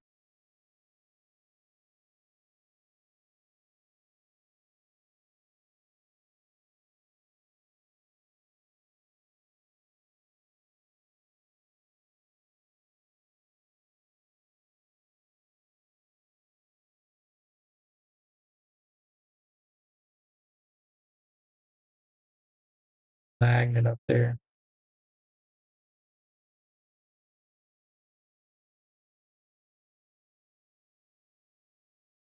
Never let it down.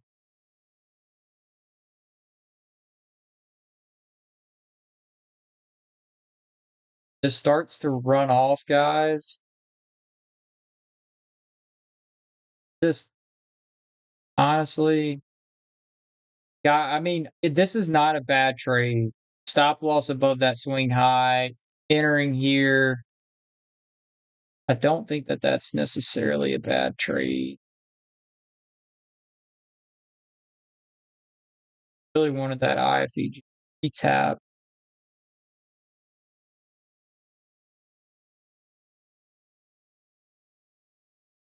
and process.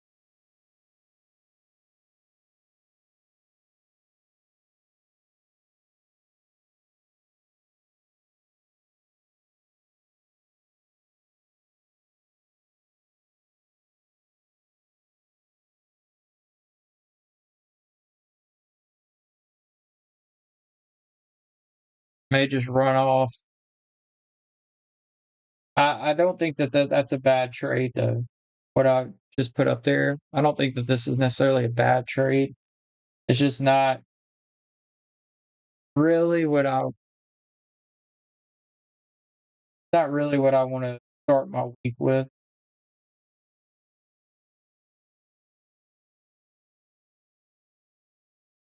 But honestly, I think the bias is clear.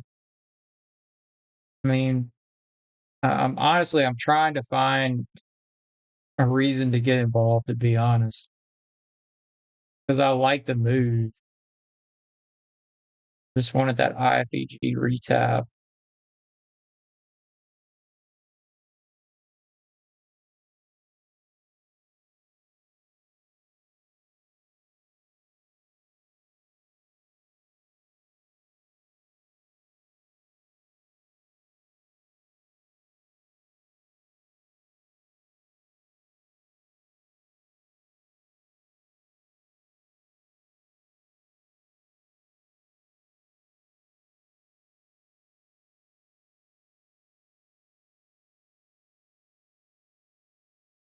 So we have inversed all but the last 5 minute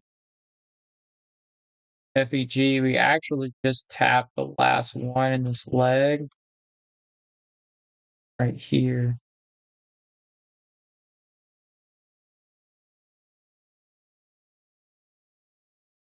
I don't know if that's going to be enough to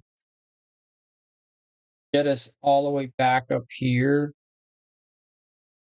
but maybe.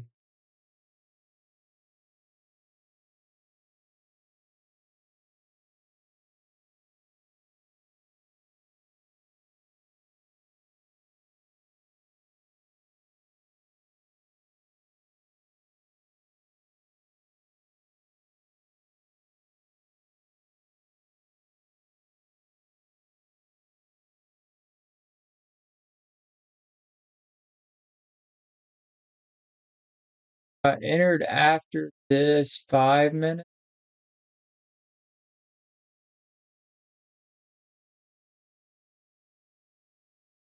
I'll stop to the high, still not even one. Just chalks the RR.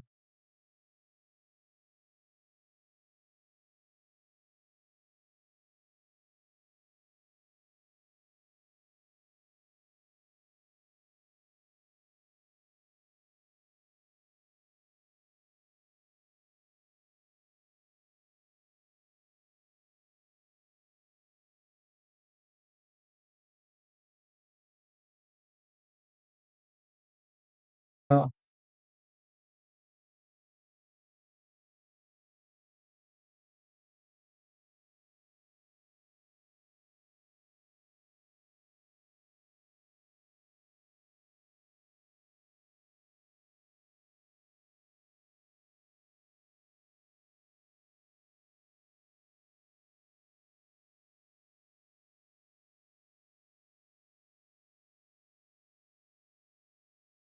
a little response.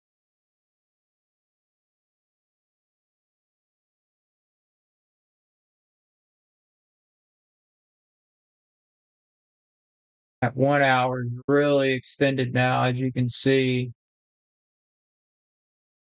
Basically be taking the last 20 minutes of this candle.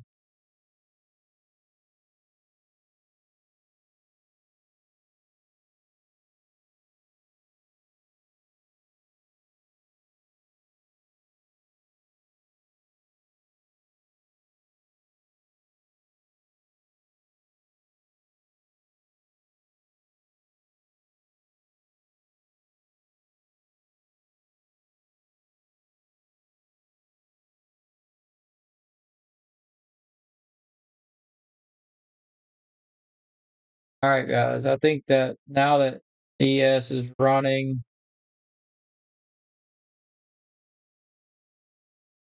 below there, I think that this is officially about out of reach without chasing it. Remember, your habits are formed every day. If you want to be in the top 1 or 2% of traders, you have to act like it every day. Your best day, your worst day, doesn't matter.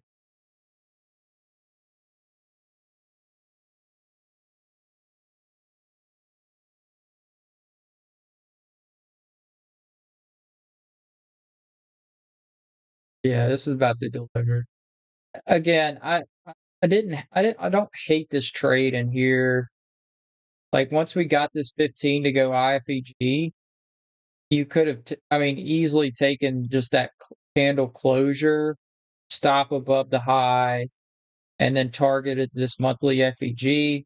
And then you could have maybe taken profit here. You could have made this your TP1 maybe. Or if you didn't like it to be TP1, you could at least have stop loss to break even there. I don't mind that trade. The things I didn't like about it was the time already past 11:30, which is I usually don't want to enter trades after 11:30 unless it's like very ideal. And again, it's just so much displacement down. You're entering without much meat on the bone with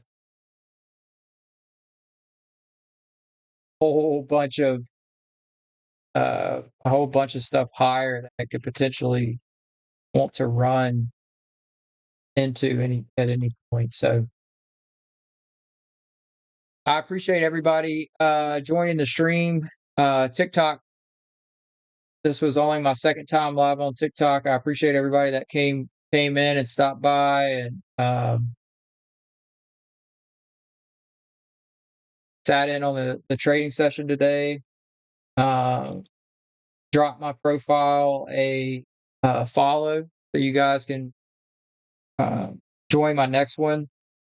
I usually stream New York AM, and then I also will stream Asia and London session when I see a setup forming right before those sessions start.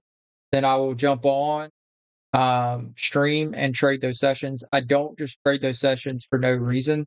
So if you guys follow me, you get that notification when I go live.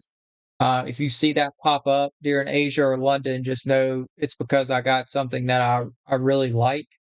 New York session's really the only one that I pretty much stream every day, even if I don't have like something that I just love jumping off the page.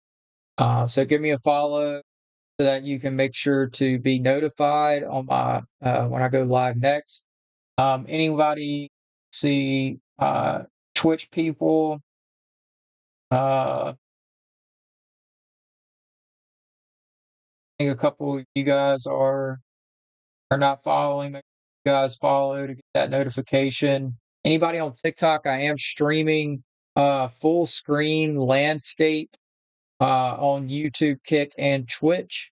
If you would prefer to follow me on one of those platforms, I am showing the ES and NQ chart side by side in a full landscape view. If you prefer that, compared to the vertical style of stream that I have on TikTok. But anyway, it's Zach's Trades, ZAX_trades on all social media platforms. So go find me on those. If you enjoyed the stream today, and I am actually traveling this week, so I will not be in my office trading, but I will be streaming. So be watching out for that, and I hope to see you guys on the next one. Remember what I said at the beginning of the stream, we got 4 Mag 8 companies doing reporting earnings this week on Wednesday or Thursday. I'd have to check. And then we have FOMC Wednesday, GDP released on Thursday. We got a lot of volatility potentially coming in the market this week. Okay, don't don't spend all of your mental and financial leverage on Monday, right? Make sure you save some capital, make sure you save some brain power and energy for the second half of this week, because it's more than likely going to be a good one. All right, I'll see y'all then. Thank you.